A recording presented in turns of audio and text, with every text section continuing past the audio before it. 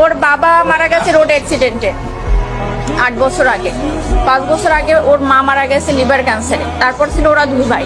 ওর ভাই হলো নাজিরপুরের থানার এসআই নাসির হোসেন। তখন উনি গত বছর মানে পহেলা রোজায় ধরা পড়ছে ক্যান্সার। উনি 15 রোজায় মারা গেছে। তো ওর ভাই মারা যাওয়ার পরে হইলো ও একদম রাস্তার উম্মত পাগল হয়ে গেছিল।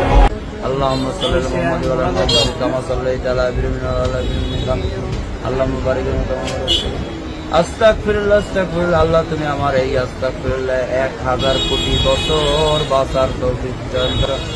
হে মহান আল্লাহ পাক রব্বুল আলামিন, দুনিয়াতে যত বালা মুসিবত আপনি আল্লাহ আজকে এই দোকানটায় বসছি, এই দোকানদার অত্যন্ত ভালো মানুষ, আপনার দিনের কাজ